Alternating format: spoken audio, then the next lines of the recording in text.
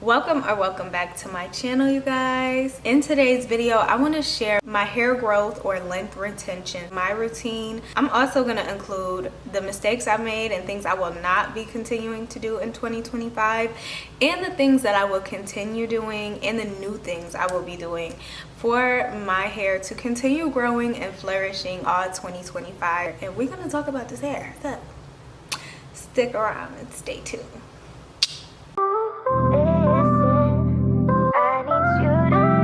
You guys, my hair, okay? Now this is like a blown out, flat, twist out.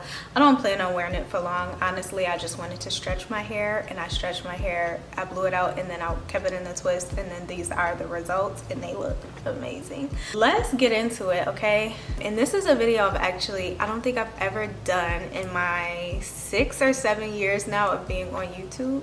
I don't think I've given like a hair care routine video or a hair growth routine video, length retention, whatever you want to call it.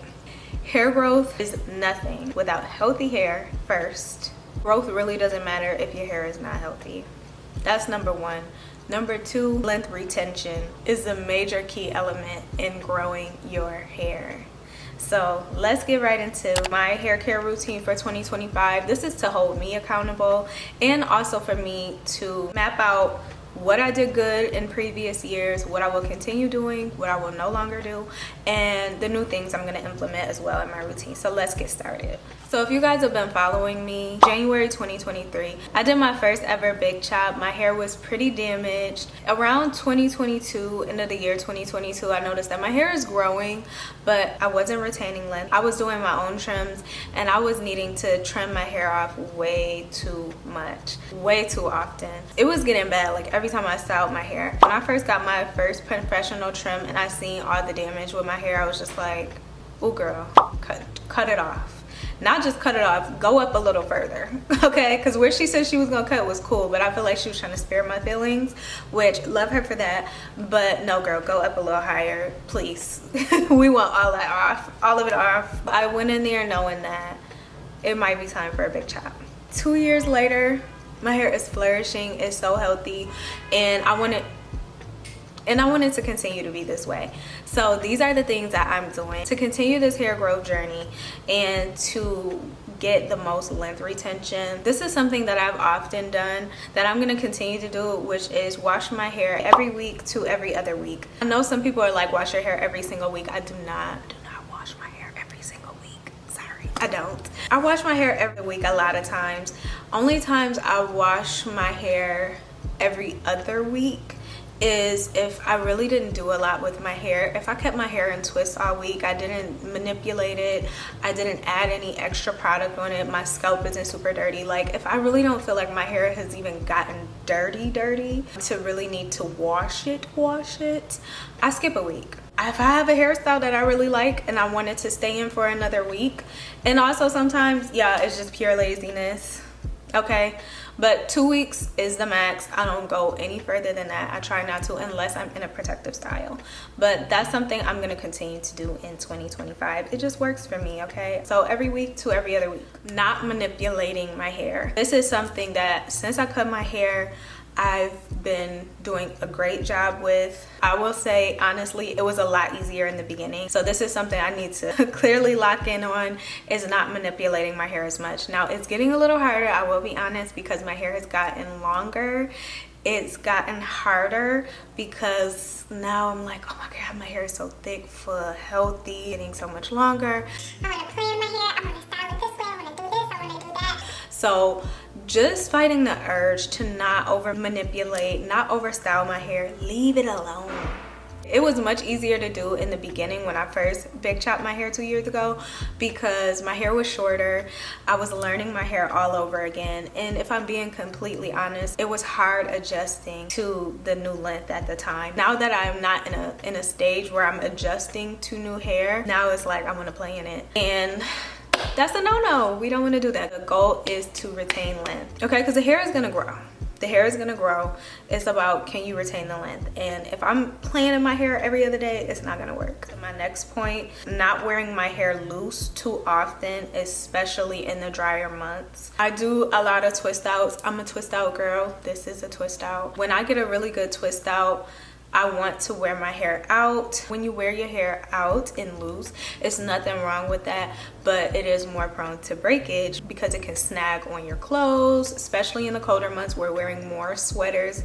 I have a few woolly like sweaters and my hair snags on it. So yeah, so in the cooler months, it's also a great time to wear the hair out because it is drier out, it's less humid. So if you stretch your hair, it's gonna stay more. I just have to fight that urge. I try to limit myself to 1 to 2 days and then put it up into some type of low manipulation style, and that's actually going to lead me into the next point. Utilizing low manipulation styles. That's loose high buns, loose buns period. Mini twist is a great low manipulation protective style.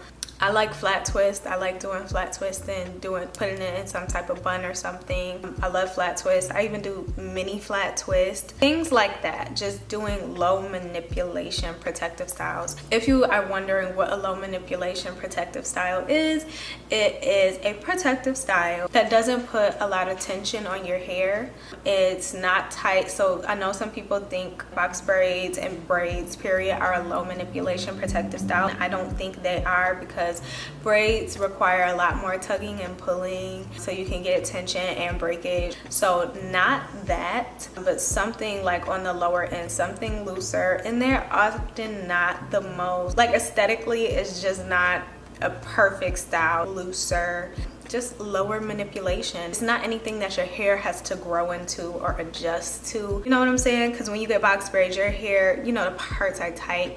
Your hair has to adjust to it as it starts to loosen up. Low manipulation styles don't start out tight. They shouldn't, at least. They shouldn't start out tight, anything like that. Styles that are going to keep the ends protected and also not put too much tension on your hair so it doesn't lead to breakage or anything like that. I feel like I didn't do, especially in the very beginning, I didn't do a whole lot of low manipulation styles when I first cut my hair. But as my hair has grown out, I will say that low manipulation styles have been a little bit easier to accept and easier to do. I say accept because things like mini twists were never my thing, and when I cut my hair, they definitely were not my thing. Now that I have a little bit more length, I'm more open to mini twists, but I don't even think it's just the length, because even when my hair was longer, I didn't like mini twist. I didn't like mini twist. I dang near hated them, but it's because my hair didn't have the volume, and then my ends thinned out a lot actually at the ends, so it just didn't give, like, it didn't give a nice full look. I also have fine strands, so fine strands with damaged ends and doing mini twists just don't go hand in hand. At least they didn't for me. So I didn't like how they looked. Now that my hair is healthier, it looks a lot better. I'm more open to mini twists. So that is one of the low manipulation styles that I often go to. And I've seen a lot of videos here on YouTube too where girls are saying they've grown their hair out with mini twists. So I want to try it. So I'm gonna at least try, maybe this is a little challenge for myself, but maybe at least once a month I will try to do like mini twists. I will probably only keep them in for like 2 weeks. I don't see me leaving them in any longer than that, but we'll see. I mean, I might try, we'll see. Anything longer than 2 weeks, I miss my hair. I want to see my hair. So the biggest thing that I am definitely going to make sure that I do, that I started being better at a year ago, that I'm going to make sure I'm paying even more attention to, is listening to my hair. And mainly I mean listening to my scalp. So if my scalp is feeling really dry, I don't care what style it is, put some water on my scalp. If my scalp is feeling really irritated, put some oil on my scalp.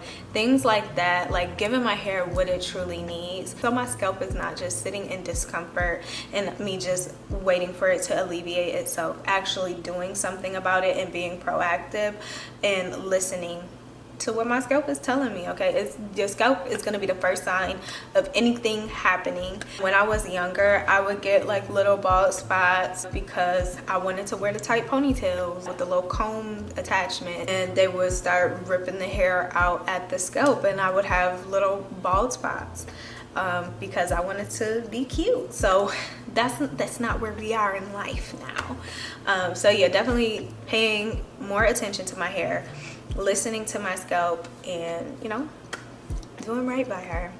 This one is something that's new for me. It's something that I don't really do intentionally. Now I want to be more intentional with this specifically, which is using a clarifying shampoo once a month. I kind of just grab whatever shampoo I feel like grabbing or feel like what my hair needs. I just kind of just grab whatever shampoo. So I want to be more intentional now with the shampoos that I'm using. Hair period needs to be clarified, and I'm big on keeping a clean scalp, keeping a healthy scalp. Anytime I apply products, I don't apply anything but water and oil to my scalp. I still oil my scalp, and that can still lead to buildup. Also, like some of the products, sometimes they just get on the scalp, you know, using gels, sleeking my hair back, things like that can still lead to buildup. So instead of just grabbing whatever shampoo, I'm definitely going to do a better job this year of once a month, at least once a month, grabbing a clarifying shampoo. I don't feel like my hair always needs a clarifying shampoo every single wash day, but it definitely needs to be clarified at least once a month. I would just listen to what my hair is saying and what I feel like it needs, but I feel like it'd be better if I just put myself on an actual routine, like once a month do this, and also do it as needed as well. Like obviously if I'm coming out of a protective style, or if I did a sleek back and there was a lot of gunk on my scalp, then yes, let's clarify. If I can put it in routine, put it in regimen, and put myself in the habit of doing it, I think I'll have much better results, as well as help retain healthy, long, natural hair. Okay, and this is another thing I feel like, especially when I cut my hair, that I neglected. I feel like before I cut my hair really felt like it needed this, which is a protein treatment. Now that I've cut my hair is much healthier. I do notice that I do like protein treatments are still important. However, I don't think I need to do protein treatments once a month, and I've just been doing protein treatments here and there whenever, even though my hair don't feel like it needed. It's just like, oh, I ain't done a protein treatment in a while. So now that's another thing that I feel like I want to put on routine, in a schedule, in a regimen, is a protein treatment. I'm not gonna do it every month. I feel like, yeah, that was cool when my hair was like, when those ends was damaged, they needed that protein treatment once a month. Now that my hair is pretty healthy, from roots to ends, I would say every 3 months is good for me to do a protein treatment, unless I feel like my hair really needs it. But otherwise, my hair is usually pretty good. I don't really have much issue out of my hair, so every 3 months implementing a protein treatment. So that's going to be new for me for 2025. Okay, I put this one on here. This one is a given for a lot of people, especially when you're trying to grow your hair. Anybody, whether you're natural or not, it's protective styling. This is obviously what feels like the quickest way to get some hair growth and not see your hair. Is going to be protective styling, obviously. So I am going to keep that in there in my routine, because yeah, when I travel and stuff, or if I'm going somewhere, and sometimes I just want to put my hair up, I don't want to do anything with it, protective styling is the best way to go. I like a nice clean new look, new fresh look, so I like that every now and again. I'm not going to do it as often, but it is a part of my length retention hair growth journey. So I will continue to do protective styling in 2025. Maybe not as often as I did when I first cut my hair, but I'm definitely going to keep that going. Okay, so this next one I feel like a lot of people are not going to like, especially if you are no oils and no butters gang. So this is actually going to be 2 points: oiling my scalp and oiling my ends. Over the years, I've noticed I've started to neglect oiling my ends, or applying oil to my ends. It's something I used to do in the very beginning of my my natural hair journey, I used to be heavy on it. I kind of stopped, and I forgot how important it actually is, especially because the ends are the oldest part of our hair and also the most fragile and the most susceptible to breakage. So that's one of the biggest things I want to make sure that I focus on, is oiling the ends as well as oiling my scalp. I'm going to say this, I've tried the no oils, no butter thing for like 6 months, and my hair was dry as the Sahara Desert. I'm not attributing any of that to the damage I had with my hair when I got my big chop, because I wasn't doing all the other stuff. Okay, I was still doing my same routine. I just tried to do no oils and butters or less oils and butters, and I'm still not a butter girl, but I am an oils girl. Immediately my hair my hair drank it up. So much more shine, so much more luster, so much more moisturized, maintaining being moisturized, and my ends love it. So it's something I'm gonna continue to do. Yes, our products already have oils and butters already in it, so it's like your hair may not need all that. For me personally, and this is my theory, I don't know, I might get a little flack about it, but I feel like hair that is of looser texture probably doesn't need the oils and butters as much. But with my hair that is very much type 4 hair, I rely on oils and butters. I won't say heavily, but it's very important in my routine. And obviously my hair is grown and doing just fine. I love how my twist outs look. When I was doing that no oils and butters thing, my twist outs was looking dry, lackluster. It was not giving. It was not giving. I'm happy I have returned. I'm back home. So those are something I'm going to continue doing in 2025. Putting oil to my ends is something it's not new, is something I'm just going to do better at. Wasn't doing it as religiously as I once used to, and I want to get back to that. Maybe not as bad as I was in the beginning, because I was doing everything to the max back then, but just doing a better job, putting more focus on the ends. Okay, and this is something that is pretty new to 2025, but not necessarily new as a whole, which is getting professional trims. Before, I was getting professional trims every 4 months. Because my hair for the past 2 years now has been doing really good, and there's even times I go to get my trims, and there's most of the times now actually I go to get my trims and there's barely anything to take off. Yeah, like my hair has been doing really good. It tells me that the way I take care of my hair, I'm doing a pretty dang good job. So I don't have to get trims quite as often as 4 months. So what will be new for me in 2025 is I'm gonna go every 6 months. I'm gonna go every 6 months. So my very last trim actually was 6 months, and she still didn't have to take off a whole lot.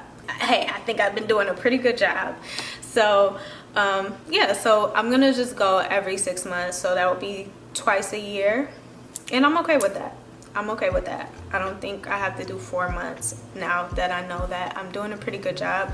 What I will do, which is a big possibility, but it's also possible I probably won't do it, because I'm at the point where I'm kind of triggered that I don't even want to come close to my hair with scissors. I don't trust myself to do it, or to do like a trim, but what I do trust myself to do is like dusting.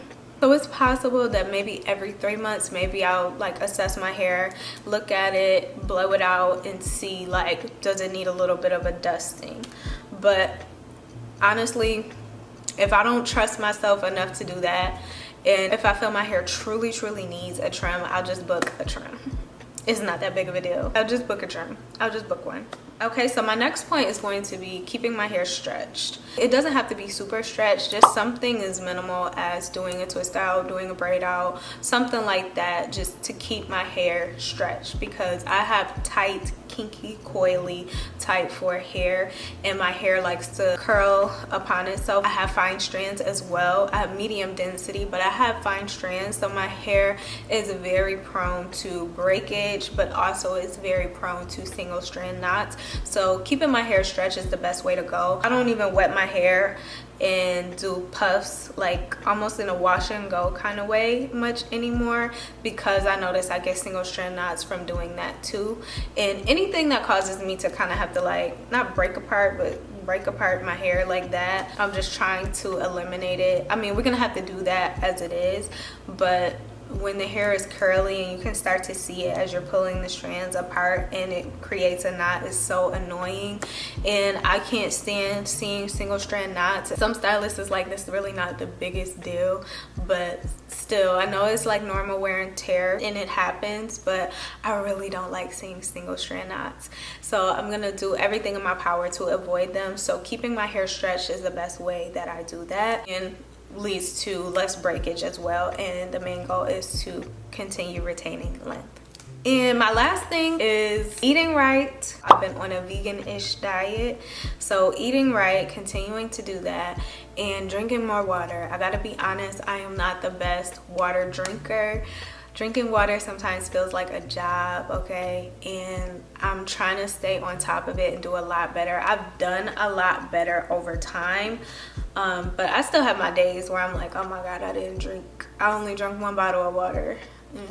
We gotta do it, okay? We gotta work from the inside out. And so drinking more water, for anybody who cares, with my vegan-ish diet, when I am like vegan, I do like 70 to 80% like raw vegan. So I eat a lot of salads and stuff, you guys, but I do eat cooked food as well. And so I'll do a lot of grain bowls and stuff like that, but I always try to implement raw food, raw fruits, raw veggies, so I can get the full nutrients of what I'm eating. So that would be another thing. So stick around and stay tuned for part 2. It's going to be a short, quick video of things that I will not be doing in 2025, okay? The mistakes that I've made in this hair growth journey. All right, you guys, so I hope this video was helpful. Please do me a favor. Of course, please like, comment, share, subscribe. Let me know any of your tips, tricks, things you do for length retention. Please let me know in the comment section below, guys. But I will see you guys in the next video. Bye. I need you